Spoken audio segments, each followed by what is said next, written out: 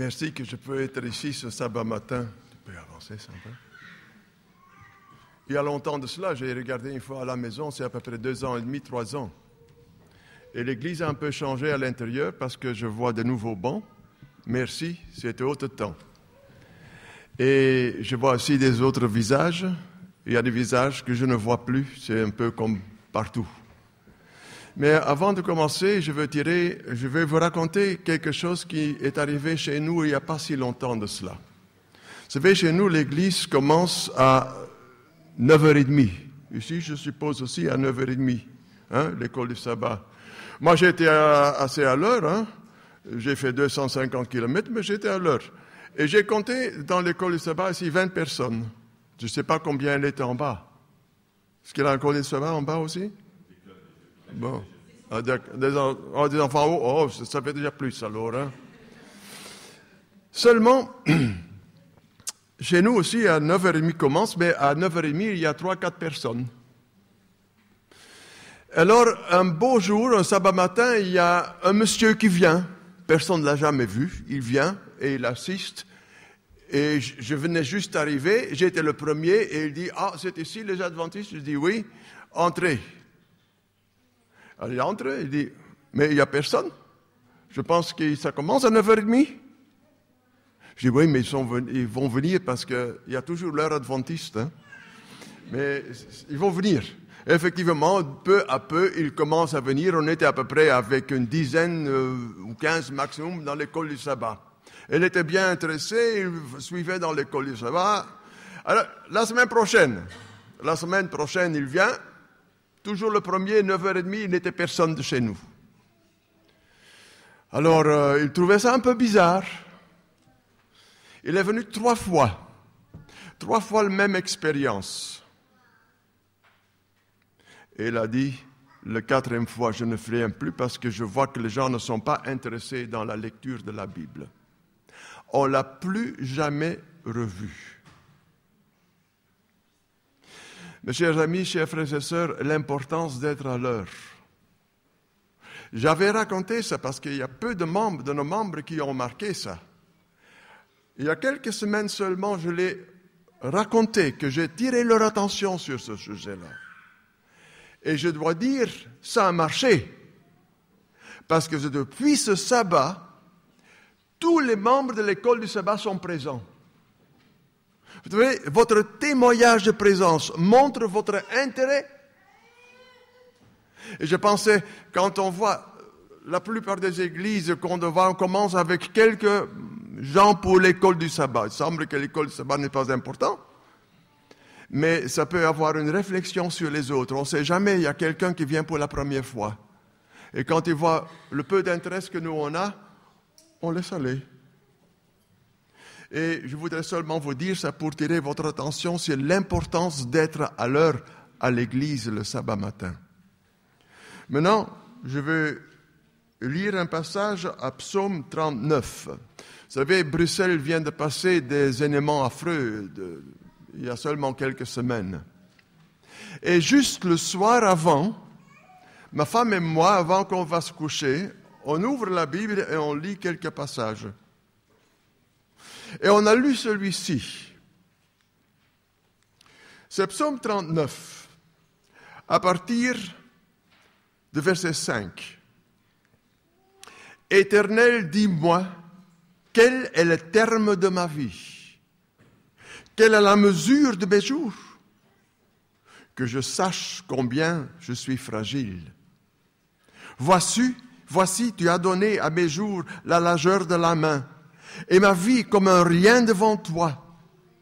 Oui, tout homme debout n'est qu'un souffle. Oui, l'homme se promène comme une ombre. Il s'agite vainement, il amasse et il ne sait ce qui recueillera. Maintenant, Seigneur, que puis-je espérer? En toi est mon espérance. Délivre-moi de toutes mes transgressions. Et verset 12 à la fin, oui, tout homme est un souffle. Et après les attentats du lendemain, quand nous avons lu ça, on a réfléchi un peu plus à ce sujet-là. est-ce qu'on se rend compte qu'on n'est qu'un souffle, un ombre qui vient et disparaît? Tout ceci comme introduction. Quelle est la question la plus importante que vous vous êtes jamais posée? Vous avez jamais réfléchi à ça? Quelle est la question la plus importante que vous vous êtes jamais posée? Ah ça vous n'êtes pas attendu à cette question-là, hein? Eh bien, quand j'étais petit, vous savez, dans le temps, il y a 50, 60 ans, presque 70 ans, alors, dans le temps, il y a le crème glacier qui venait avec une petite poussette, là, et qui poussait, et puis avec une grande sonnerie, les plus âgés, ils se rappellent de cela. Alors, maman, on peut avoir une glace. Mes parents étaient assez simples, ils n'avaient pas l'argent. Mais à occasion, on pouvait quand même profiter d'une glace. Ça, c'était alors 5 francs pour une glace. 2 ou 3 boules, je pense que c'était. Et ça, c'était dans mon enfance la question la plus importante. Quand le glacier va encore une fois passer? Et vous avez sûrement eu des questions comme ça dans votre jeunesse. Mais quand on avance en âge, alors peut-être on se pose la question, mais qu'est-ce qu'ils vont me poser pendant les examens pour que je puisse réussir? C'est la question que nous avons tous quand on fait des études. Et quand on travaille, la question la plus importante, c'est quand et où on va en congé. Vous savez, votre réaction montre que j'ai visé juste. Hein? Et alors, vous savez, après on a sa maison, on a acheté une maison, et alors, une autre question très importante à cet âge-là, dans cette étape de votre vie, c'est, oui, mais quand j'aurai la suivante tranche à payer? Parce que vous avez déjà remarqué aussi que les mois sont trop longs. Vous savez, on a un tas de questions qu'on se pose dans la vie. Et elles sont toutes importantes. Et pendant la lecture, en Luc chapitre 12, Jésus raconte là cette histoire de ce grand marchand, si vous voulez. Et il avait fait une très bonne récolte. Et quelle était la question la plus importante que lui, il se posait? Il disait, oh, j'en ai fait beaucoup. Mes greniers sont trop petits, je dois les abattre, je dois construire des nouveaux. Et alors, qu'est-ce que Jésus dit? Toi, fou, car pendant cette nuit, sa vie était enlevée. Quelle est la grande erreur que cet homme avait faite? Vous pouvez dire, oui, il était avare. Peut-être, oui. Mais la grande erreur de cet homme, c'était qu'il a fait le calcul de sa vie sans Dieu. Et c'est ça le point. On fait trop souvent le calcul de notre vie sans Dieu.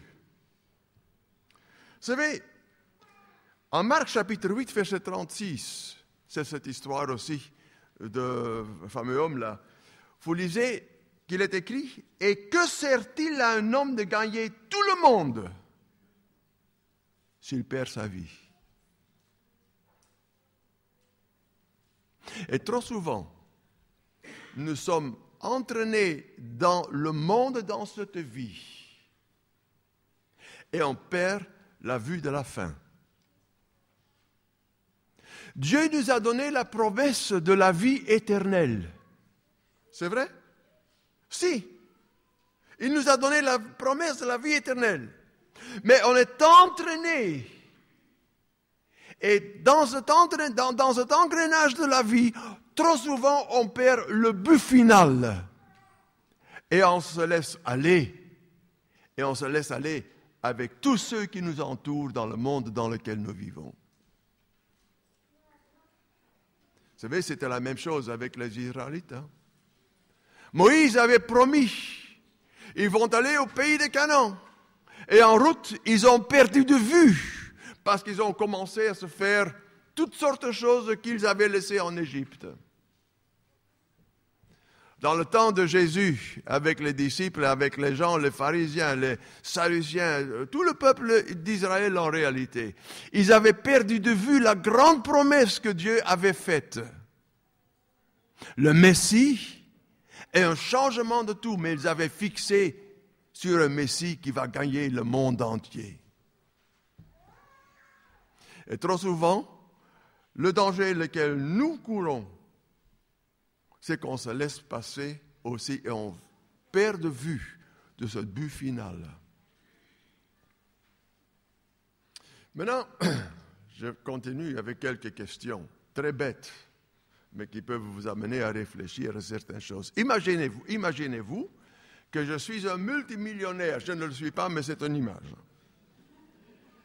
Et je vous dis maintenant, ce matin, voilà, je vous donne 1 million d'euros. 1 million. Vous pouvez vous imaginer? Et vous pouvez utiliser cet 1 million pendant 1 an. Vous pouvez faire ce que vous voulez, vous pouvez acheter ce que vous voulez, vous pouvez aller où vous voulez, n'importe quoi. 1 an, 1 million pour dépenser. Il y a des gens qui ne pourront même pas le faire. Mais il y a une condition. La condition, c'est que vous vous rappelez très bien, c'est qu'à la fin d'1 an, à la fin de ce million, mais maintenant je viens un peu, mon exemple est un peu trop tordu peut-être, mais vous allez mourir dans les chambres à gaz comme dans le temps de la Deuxième Guerre mondiale. Qu'est-ce que vous diriez? Ah non. Alors on peut changer ça un peu, hein? On peut dire, voilà, je vous donne 1 million, ou peut-être 10 millions, lesquels je n'ai pas, et pendant 70 ans, tu peux en vivre comme un roi, comme un prince. Vous faites ce que vous voulez, vous achetez ce que vous voulez, vous êtes tout à votre disposition pendant 70 ans. Ouais, ça c'est déjà mieux, hein? C'est plus un an, mais c'est 70 ans. Mais après les 70 ans, vous allez être jeté dans le feu éternel à la fin du monde. Vous voyez, en réalité, c'est exactement la même chose. Exactement la même chose. Parce que quand on vit dans le monde, pour le monde, et on oublie tout le reste, vous n'avez pas de vie. Maintenant, allez-y une fois avec moi en Jean chapitre 14. Jean chapitre 14. Et c'est Jésus qui parle là. Et qu'est-ce qu'il dit là, chapitre 14, et alors là le verset 5. Jésus dit, Thomas lui dit, Seigneur, nous ne savons où tu vas, comment pouvons-nous en savoir le chemin? Et Jésus lui dit, je suis le chemin, je suis la vérité et je suis la vie. La grande différence. Jésus veut me donner vraiment la vie. Et il peut le faire, me donner la vie. Car c'est lui qui est le créateur, si je le veux, oui ou non. Le monde entier veut nous faire oublier que Jésus est créateur. On peut même plus en parler presque dans le temps dans lequel nous vivons. C'est même interdit aux écoles de parler de Jésus, de Dieu, créateur d'une création. Mais il est aussi sauveur. Jésus, sauveur, celui qui sauvera son peuple de leurs péchés. Alors vous voyez, ici vous voyez l'importance de Jésus. Il est la vie. Et par la vie, parce que c'est lui qui donne la vie, il veut me la donner, mais il est aussi le sauveur, il est le créateur, il est la lumière. Il n'y a rien qui peut vivre sans lumière. Rien. Et Jésus est la lumière. Et encore en plus, il est la paix. Tant de gens cherchent la paix dans le monde qui n'en connaissent pas. Vous savez, les politiciens sont arrivés à un point où ils ne savent même plus Comment résoudre les problèmes de guerre dans ce monde dans lequel nous vivons? Dans le monde de notre société. N'importe où vous allez. Ni en Afrique, ni en Europe, ni en Asie. Aux États-Unis, c'est tous la même chose. Les gens ont des cœurs corrompus. Et chacun vit que pour soi, pour cet $1 million pendant 1 an ou pendant 70 ans, et tout le reste est perdu. Et ils pensent avoir la vie et la fin, c'est tout ce qu'on vient de lire en Psaume 39. L'homme n'est qu'un souffle, un rien du tout, un ombre qui vient et qui s'en va. Maintenant, parlons de cette vie. Allez-y avec moi à Jean chapitre 1. Et alors là, le verset 40 jusqu'à 42. André, frère de Simon-Pierre, était l'un des deux qui avait entendu les paroles de Jean et qui avait suivi Jésus. Ce fut lui qui rencontra le premier son frère Simon et il lui dit « Nous avons trouvé le Messie », ce qui signifie Christ. Et il conduisit vers Jésus. Et Jésus, l'ayant regardé, dit à Simon, fils de Jonas, tu seras appelé Céphas. Nous avons trouvé Jésus. Et maintenant vient encore une question. Vous allez dire, ça c'est une bête question, mais elle n'est pas si bête que ça. Est-ce que vous avez trouvé Jésus et est-ce que vous le connaissez? Il y a deux choses différentes. Je peux connaître quelqu'un. Je peux avoir de la connaissance sans avoir l'expérience. Est-ce que vous connaissez Jésus? C'est une bonne chose. Mais est-ce que vous avez l'expérience de Jésus? Vous savez, j'ai vu, il y a déjà quelques mois de cela, j'ai vu sur le journal Parler, c'était RTL TVI. Et c'était sur la discussion qu'on faisait, il semble, en Belgique, ils vont maintenant abandonner toutes les religions dans les écoles, les enseignements, et il faut avoir quelque chose d'autre chose, mais ils n'étaient pas encore d'accord comment ils vont l'appeler. Je suis sur la bonne voie, je pense. Hein? Et alors, ils sont allés dans une école. Je ne sais pas, peut-être vous avez vu ça aussi.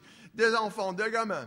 Et ils demandaient, vous connaissez le petit Jésus, un petit enfant? Non. Tu ne veux pas le connaître? Non, je ne veux pas le connaître. C'est pour avoir des frissons. C'est ça l'éducation qu'on donne aujourd'hui aux enfants. Et moi, je vous pose la question, est-ce que vous connaissez Jésus? Ou est-ce que nous fuyons Jésus? Il y a différentes façons de fuir Jésus. Maintenant, est-ce qu'il y en a des enseignants de la langue française ici? Il n'y en a pas, mais je suis sûr que chacun de vous connaisse mieux la langue française que moi. C'est ce que vous entendez très souvent maintenant aujourd'hui, dans tous les milieux. Hein? On va s'amuser. On s'amuse. N'est-ce pas? On aime s'amuser. Est-ce que vous savez ce que ça veut dire, s'amuser? Bon, on va donner un exemple. Qu'est-ce que c'est un théiste? Ça, vous devez le savoir. Un théiste. Mais enfin, le plus souvent ne connaissent pas ça. Ça vient du mot théos. Théos, c'est Dieu. Un théiste, c'est quelqu'un qui croit en Dieu. Maintenant, vous avez un athéiste. Vous connaissez ça? C'est quoi un athéiste? Oui, quelqu'un qui ne croit pas en Dieu. Non? Alors, vous avez un théiste, vous faites un théiste, vous faites un athéiste, quelqu'un qui ne croit pas en Dieu. Maintenant, le mot amuser est une composition de deux mots. Et vous allez voir dans votre dictionnaire ce soir, ou cet après-midi, pour voir si je dis la vérité, parce que peut-être vous ne me croyez pas. Mais vous allez chercher le mot en français. D'ailleurs, d'accord, c'est plus tellement utilisé, mais c'est le mot musée. Et qu'est-ce que veut dire musée? C'est pas un musée, hein? C'est musée, c'est le verbe musée.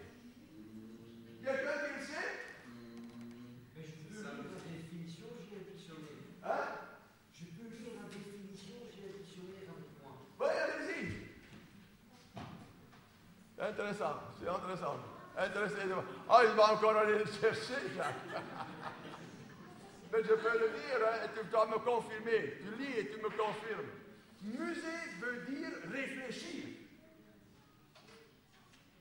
Maintenant, quand vous avez un musée, vous voyez, théis, athéis, vous avez musée, et s'amuser, ça veut dire ne pas réfléchir. Et quand on utilise, quand tu l'as trouvé, tu me le dis, hein? Quand les gens disent on va s'amuser, ça veut dire en réalité on va ne pas réfléchir. Et c'est ça le piège du diable. Il y a beaucoup de choses auxquelles on va s'amuser. Hein, il y a des fêtes dans l'année chrétienne, même il y a Noël, c'est pas une question de s'amuser. Mais par exemple le carnaval.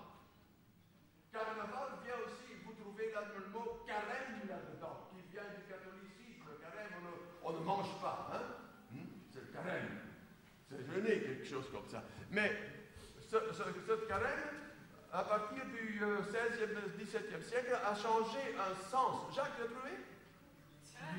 Musée. Oui, qu'est-ce que ça dit? Attends, je pense qu'il y a deux musées. Oui. Il faut prendre le bon. Au XIIe siècle, ça voulait dire rester le museau en l'air, radicalement amusé. Oui, mais l'autre? Perdre son temps à des bagatelles. Voilà, c'est ça. Musée, c'est réfléchir. Tu trouveras, si ce n'était pas là-dedans, ce n'est pas un bon dictionnaire. Tu vas le voir après. Mais maintenant, vous savez, quand vous avez le carnaval, c'est carême. Le carnaval, on va faire un peu le clown. Mais c'est aussi un temps des excès de mœurs et de sexualité. Parce que c'est caché. C'est ça ce que c'est devenu. Et carnaval, on va aussi s'amuser. Ça veut dire on ne va pas réfléchir. Vous avez aussi Halloween. Est-ce que vous savez ce que c'est Halloween? Ça va encore venir au mois de novembre, hein? Halloween, qui est lié avec, comment ça s'appelle, le jour des saints, quelque chose comme ça. Hein? Eh bien, Halloween, ça vient du temps des druides, au VIe siècle. Et là, ils faisaient des fêtes et ils allaient brûler une sorte de cierge dans des betteraves pour chasser les mauvais esprits. Et maintenant, est-ce que vous avez déjà remarqué? Halloween devient une grande fête aussi. Dans les grands magasins, on vous vend toutes sortes de choses, mais personne ne sait de quoi il s'agit.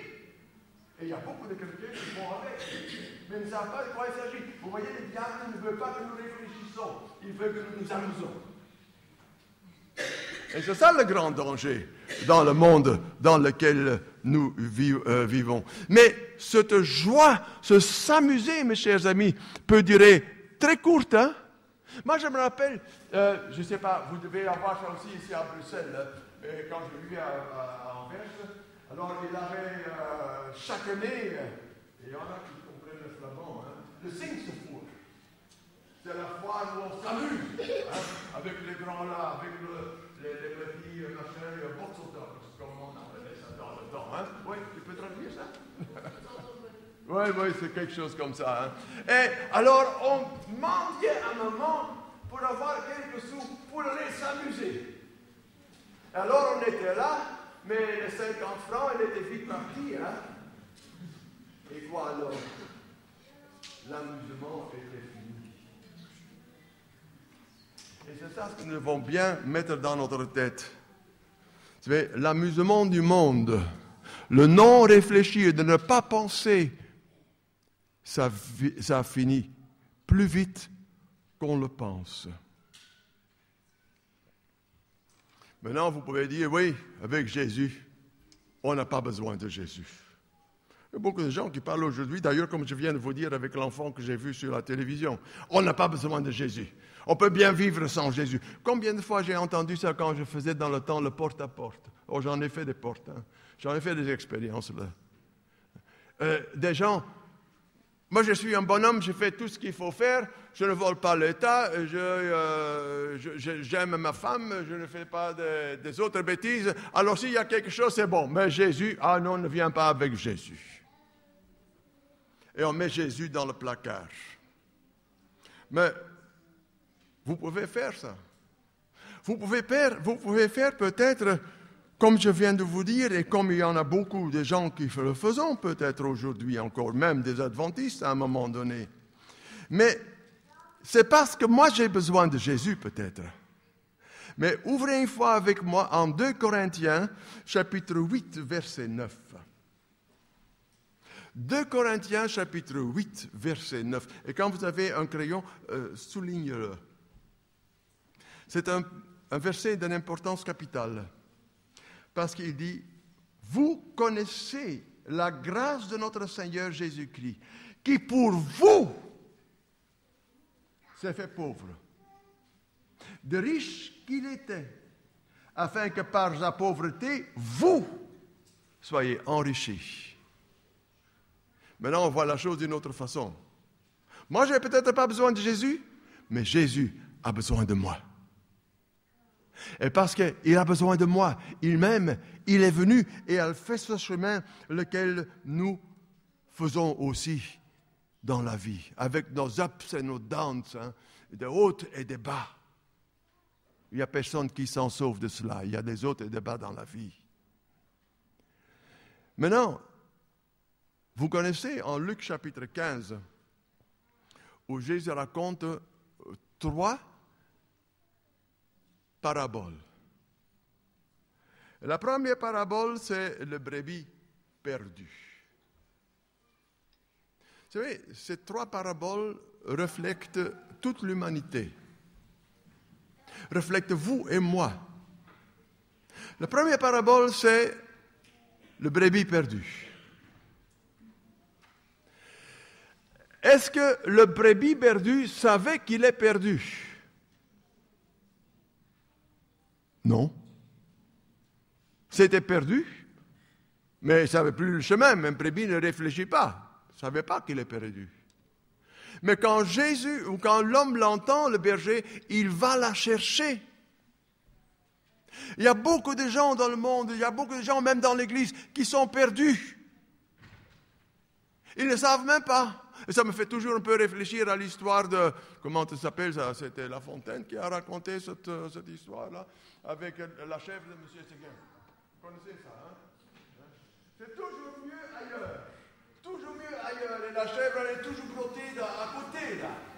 Jusqu'à un moment donné, elle avait brisé la clôture et elle est déjà partie. Et après, c'était mangé par elle. Être perdu dans le monde, c'est dangereux. Parce qu'on ne sait pas le chemin.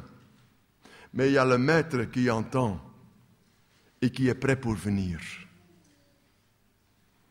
Deuxièmement, vous avez l'histoire du drachme perdu. Est-ce que le drachme savait qu'il est perdu? Pas du tout. Peut-être encore le brebis, peut-être savait parce qu'elle ne trouvait plus le chemin et que c'est comme ça qu'elle a commencé à bléter. Mais le drachme ne savait rien. Combien de gens sont perdus dans le monde? Excusez-moi, sont perdus dans l'Église et ils ne le savent même pas. Ils ne savent rien. Mais il y a la femme qui va gratter, qui va chercher, qui va chercher. Ça, c'est Jésus qui cherche les gens perdus. Et peut-être Jésus me cherche, ou Jésus m'a cherché. Il fait l'impossible pour qu'il me trouve. Vous savez, il est à la porte, vous connaissez ça en Apocalypse chapitre 3, verset 20 ou 21, je pense, avec l'église de Laodicée, où Jésus frappe à la porte. Il est là, mais c'est moi qui dois ouvrir. Lui, il me cherche. Et qu'est-ce que je fais? Mais troisième histoire ici, c'est l'histoire du fils prodigue. En réalité, ce n'est pas une bonne sentence, hein? Ce n'est pas le fils prodigue, c'est le père prodigue qui a tout donné, et le Fils, il était perdu. Est-ce que le Fils savait qu'il est perdu? Oui, à la fin de l'histoire. Mais en réalité, il voudrait se perdre. Il voudrait aller ailleurs. C'est comme la chèvre de M. Séguin. Il voudrait aller ailleurs, c'est mieux. Et alors, vous avez ce fils qui dit, papa, donne-moi maintenant tout ce qui m'appartient. Il ne lui appartenait rien. Mais il demandait son héritage. Imaginez-vous que votre enfant vient demander son héritage. Moi, je mettrai le mien à la porte. Et vous ferez exactement la même chose. Mais le Père, il est bon, il laisse aller. Est-ce que Dieu l'a envoyé, est-ce que le Père l'a envoyé dans la tentation? Non. C'est le Fils qui a choisi de se faire tenter, de tout dépenser. C'est le Fils qui a fait ça. Et il voudrait se perdre. Combien de gens, même dans nos églises, veulent peut-être aller se perdre parce que c'est sec à la maison. On aime le monde. Et l'Église ne peut pas donner ce que le monde nous donne. Bien, si l'Église donnait ce que le monde donnait, ce n'est pas nécessaire d'être ici le sabbat matin. Et à la fin, il se rend compte qu'il est perdu. Et la fin de l'histoire, vous connaissez. Il a mangé avec les cochons. Et à la fin, il a dit, ben, c'était quand même mieux chez moi, chez le Père. Et il rentre. Et son Père l'accepte avec un doigt, avec des chaussures, avec un manteau. Il couvre sa honte et le rappelle dans sa maison. Ça, c'est Dieu. Dieu nous cherche. Dieu nous attend. Ça, c'est l'œuvre de Jésus. Et est-ce qu'on se rend compte de cela?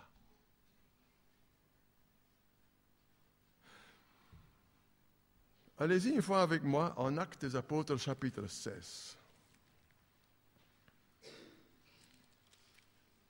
Maintenant, je viens à quelque chose que je ne voudrais pas que vous oubliez. Actes chapitre 16, verset 31. Qu'est-ce que vous lisez là? Et il y a un homme qui vient et il fit sortir et dit, « Seigneur, que faut-il que je fasse pour être sauvé? » Paul et Silas répondirent, « Crois au Seigneur Jésus et tu seras sauvé. » Maintenant, il y a ici un autre thème qu'il fallait développer avec une autre foi. Mais je peux me limiter ici. Crois au Jésus, au Seigneur Jésus. Croire veut dire quoi? Pistos, pistoio. Eh bien, croire veut dire effectivement, ce mot grec veut dire croire, mais aussi avoir confiance.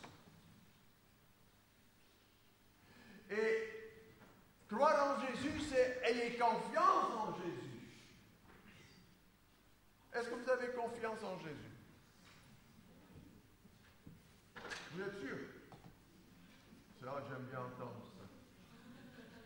Mais qu'est-ce que vous devez faire pour avoir confiance? Quand vous rencontrez quelqu'un, vous allez tout de suite mettre votre confiance en cette personne-là? Non. C'est ça qu'il dit aussi, hein? Non.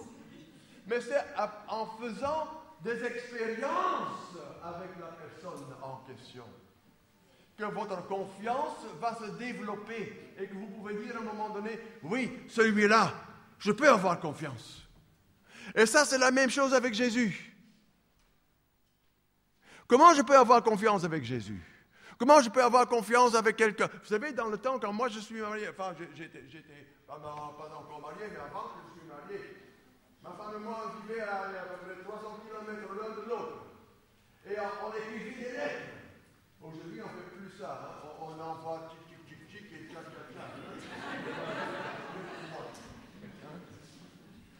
Mais une lettre prenait 2-3 semaines. Hein?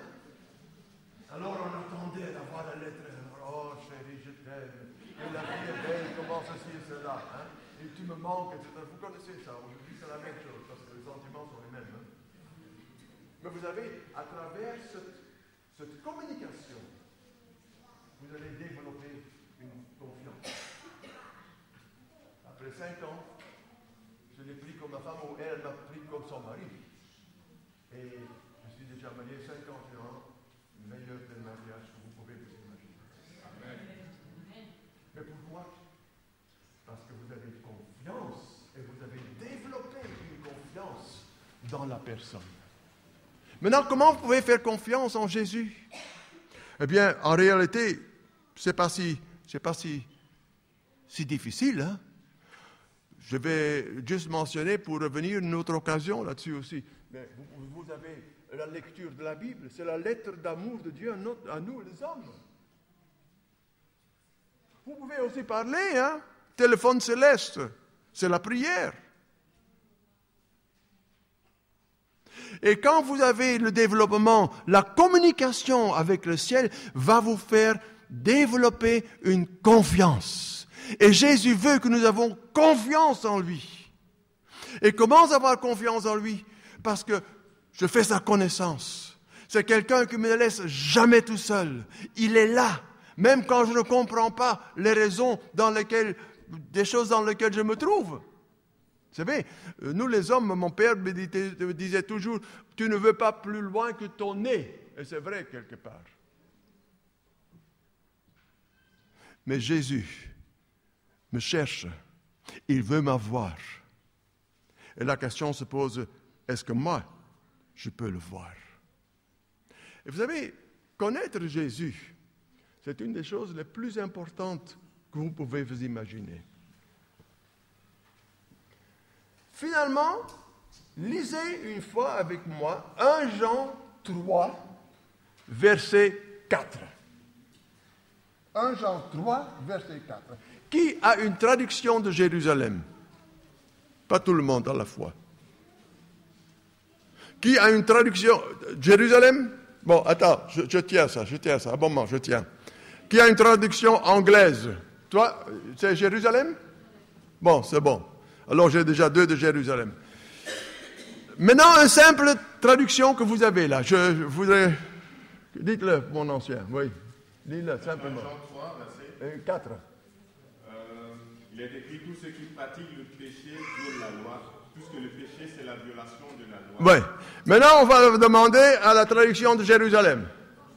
Ah, vous ne l'avez pas ici. Alors, mon frère Jacques, là-bas. C'est comme ça qu'il s'appelle, hein, Jacques, hein? Alors, tu l'as trouvé? Ah oui, il doit encore chercher. En russe, qu'est-ce que vous lisez là en russe? C'est à peu près la même chose? Il n'y a pas un mot de plus? Oh non, un mot de plus. Chacun qui fait le péché fait l'anti-loi. Ah, c'est... Car le péché est anti-loi. Ah, vous voyez, partout manque un mot. Et Jacques, tu as trouvé. Qu'est-ce que tu lis maintenant?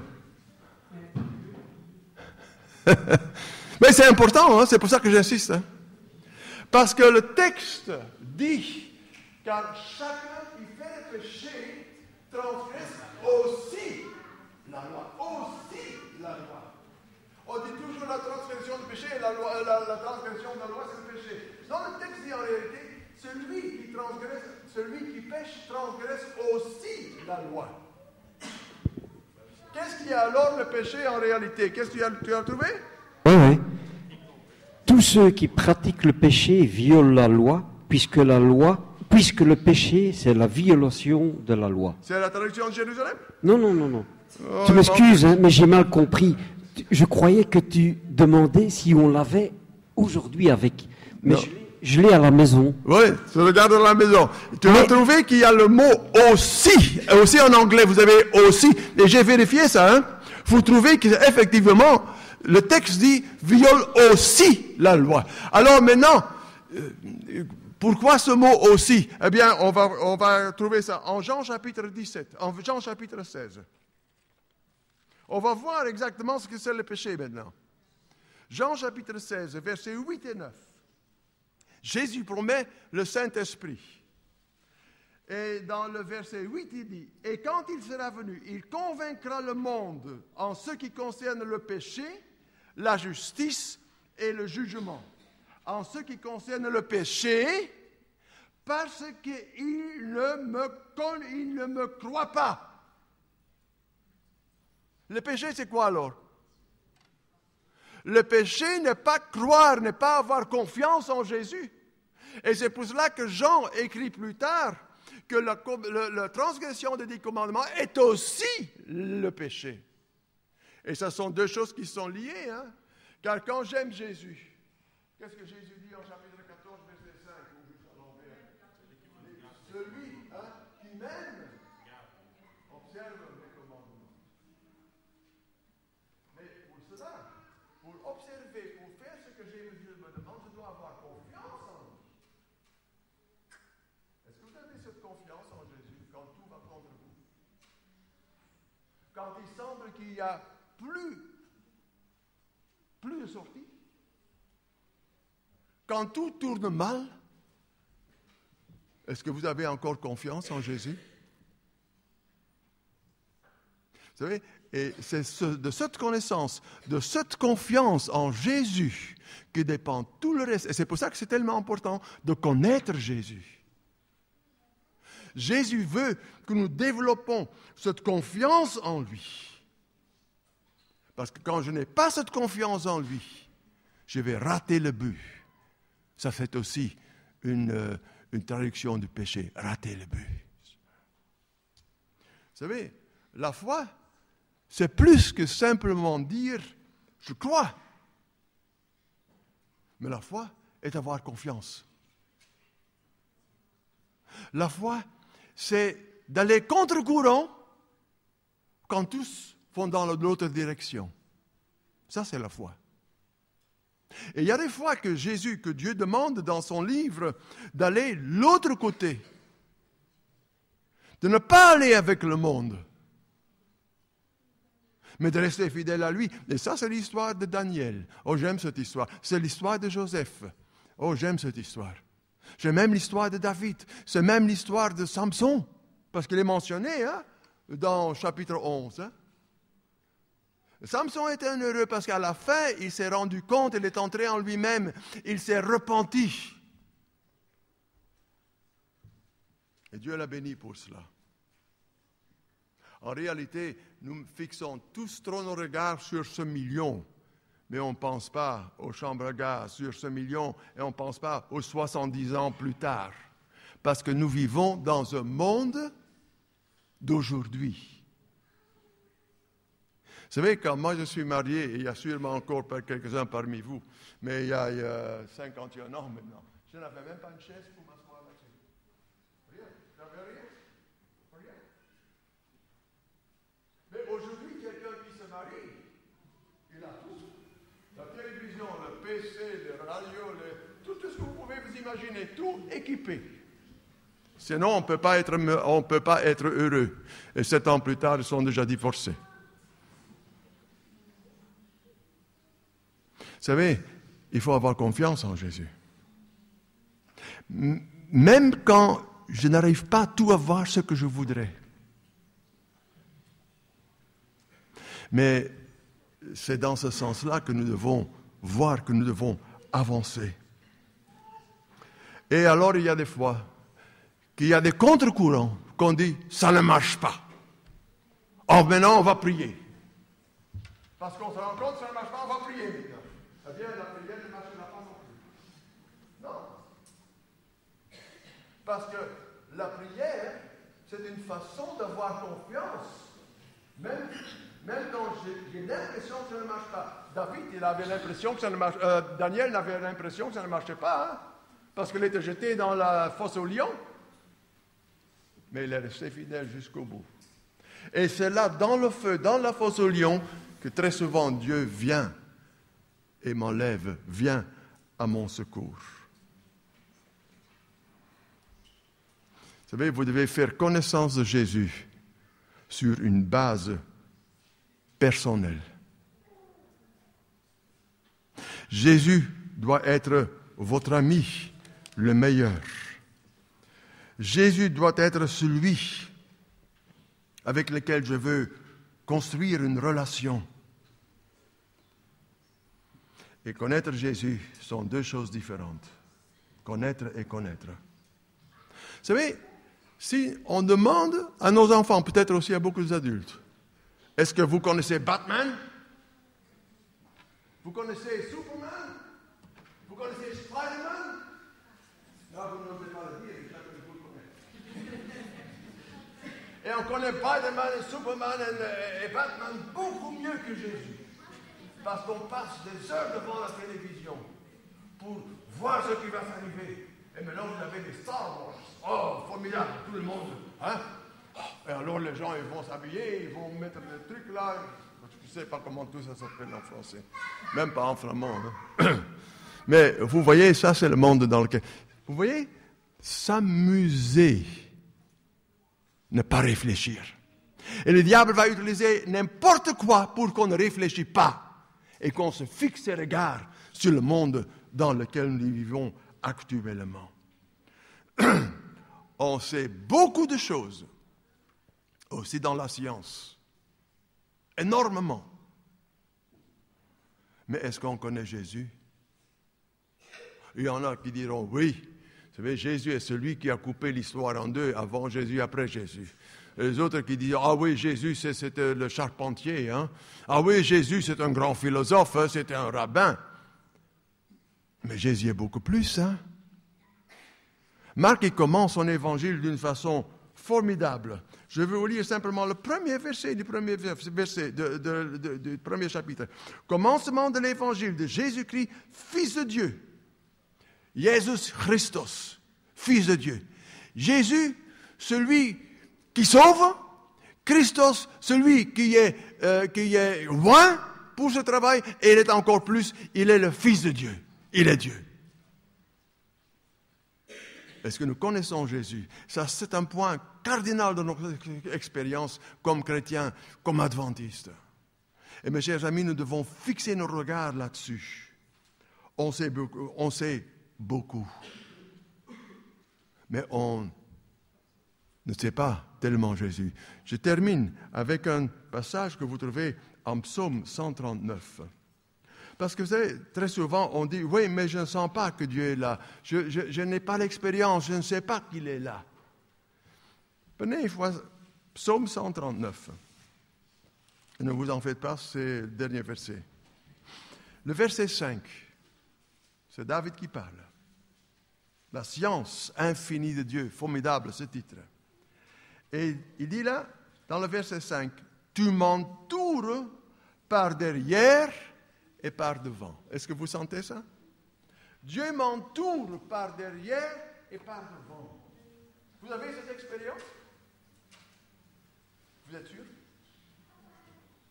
C'est bon. Peut-être que vous dites, je ne le sens pas. Est-ce qu'il y a quelqu'un qui a un aquarium à la maison? Oui, bon. Alors vous voyez des poissons là-dedans, hein? Des choses, je suppose, qui sont belles et qui sont beaucoup, etc. Est-ce qu'un poisson sait qu'il est dans l'eau? Il ne se rend pas compte. Et pourtant, l'eau est à tous les côtés. Et c'est un peu la même chose avec Dieu, avec Jésus. Hein? Il m'entoure dans l'arrière et devant. Et moi, je l'ai pris comme un absolu, comme quelque chose de simple. Et je ne me rends même plus compte. Non, Dieu m'entoure, Dieu me guide si moi je veux. C'est toujours un présuppositif, si moi je veux. Jésus a donné, comme on vient de lire en 2 Corinthiens 8, Jésus a donné sa vie pour moi. Il s'est sacrifié pour moi, parce qu'il veut m'avoir dans sa maison.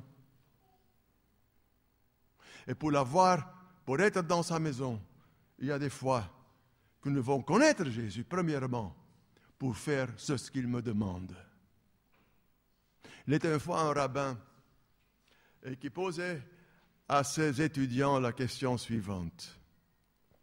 Où est Dieu? Question à réfléchir. Hein? Où est Dieu? Et alors, les uns disaient, Dieu, il est dans le ciel. Hein? Un autre disait, ah, Dieu, il est dans la nature. Ah, Dieu, il est partout. Et le rabbin, chaque fois, disait non. Il dit, où est Dieu? Et finalement, elle a donné la réponse. Dieu est là où moi, je l'invite. C'est là que je peux trouver Jésus. Quand moi, je ne l'invite pas, quand moi, je ne le veux pas, il ne va pas s'imposer. Mais n'oubliez pas, Jésus, c'est la vie. La vraie vie. La vie éternelle. Pas la vie après un temps d'amusement où j'oublie tout. Mais Dieu veut m'avoir dans sa maison. Et Dieu, Jésus, il est là où moi, je l'invite. Je voudrais que vous vous rappeliez deux choses maintenant. Peut-être que vous pouvez vous rappeler tout, hein? Mais surtout deux choses. Qu'est-ce que veut dire le mot amuser? Premièrement. Et deux... Ah oui, dites-le! Oui, ce sont les enfants qui doivent nous donner la leçon. Merci. Oui, j'ai posé la même question à l'église à Esch un jour.